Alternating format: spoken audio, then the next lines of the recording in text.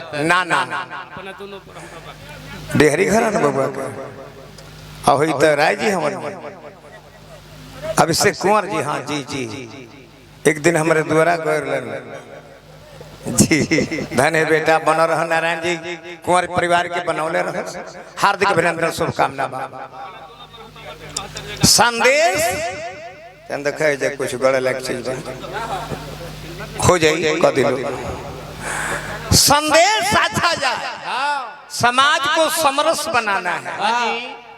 ऐसे गीत गाइए ताकि हर व्यक्ति बाप बेटा चाचा भाई भतीजा एक साथ बैठकर सुन ले।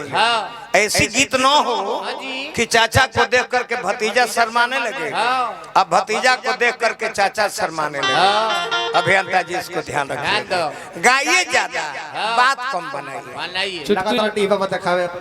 अब तो लगल जी डीह बाबा के गोड़ कहना लगल बतावता माने ई बतिया समयाना दूसरा के माइक दूसरा के लाइट दूसरा के ई बतिया तो ई जा कह देला का तू अपन घर में बतिया डीह बाबा के देखै त ए डीह बाबा के पूजा कर ये पूजा कर लो और घर के मजे छक देला। हां बोला जब डीह बाबा ई जा बड़े तो अगर बतिया तार पछवन खसाई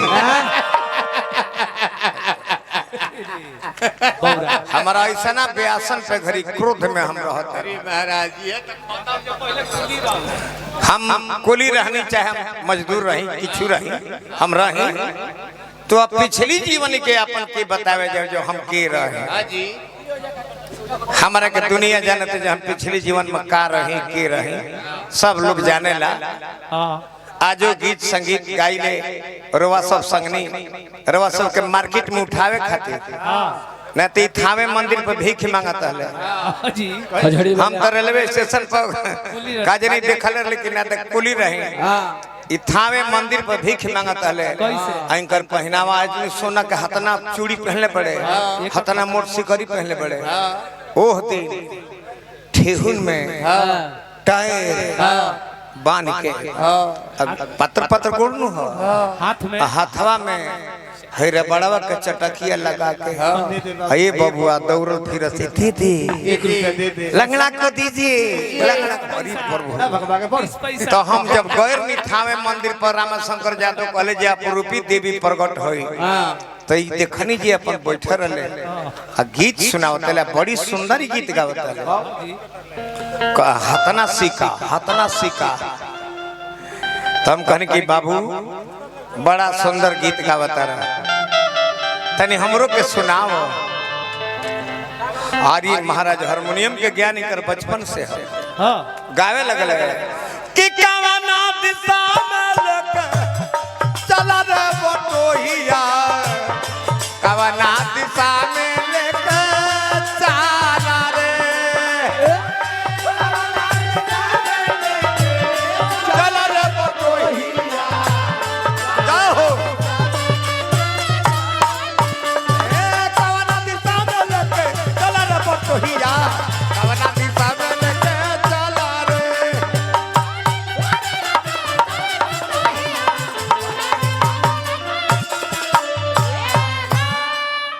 बाबू 1 रुपया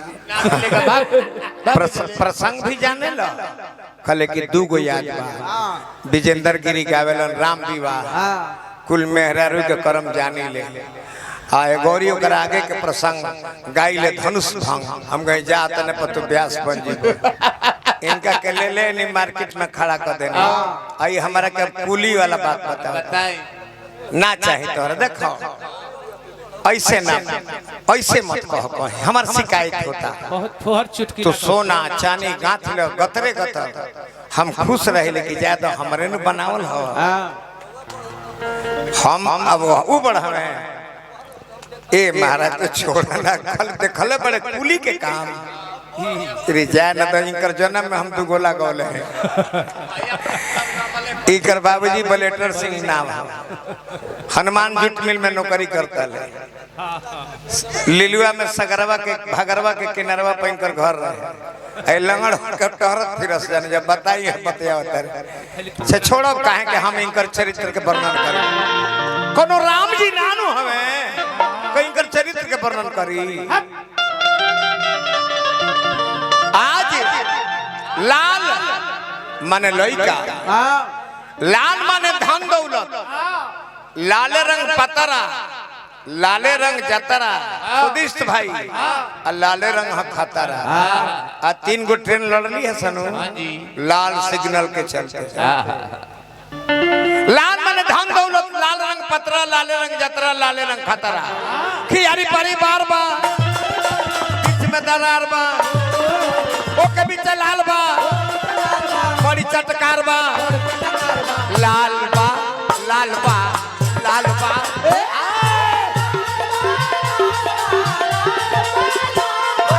लाल बा, लाल बा, लाल बा।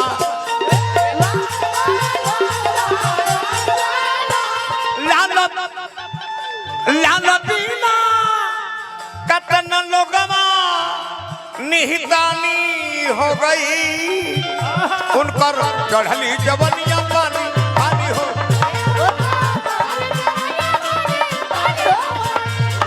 चढ़ली जवनिया पानी पानी हो।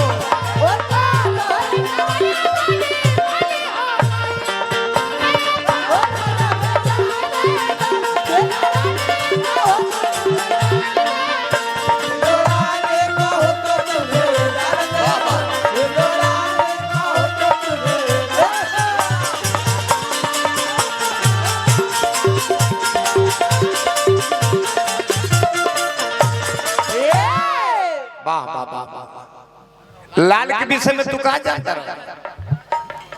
रहा सुदिष्ट बाबू। अब पैसा जीते खातिर सुमिरनवा में एगो सोहर के धुन उठौल। अरे लाल के वर्णन कर। लाल जी शब्द अलंकार ना हो, अनुप्रास अलंकार में कहता नहीं। जवाब दो, ब्यास हो तो जवाब दो। रंगलाल रोमलाल, रंगलाल रोमलाल, अधर अधिक लाल, दीर्घन के कोरलाल, लाल लाल पलके, चीर लाल, चूरी लाल, लाल सारी उहे बाल, बेसर सनक लाल, बंगलाल झलके।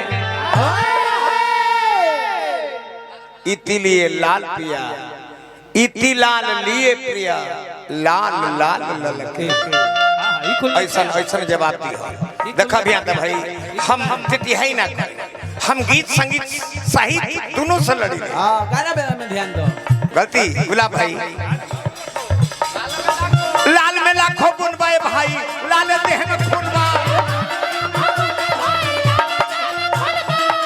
लाल में लाखों गुण बा, लाल में लाखों गुण बाए भाई, लाल देह में खून बा। जेकरा गोदी में लाल ही नहीं खन, ओकर गोदिया सुनबा। लाल सिग्नल ना रहे तो लाल बिना एक्सीडेंट राजधानी हो गई, उनकर चढ़ली जवनिया पर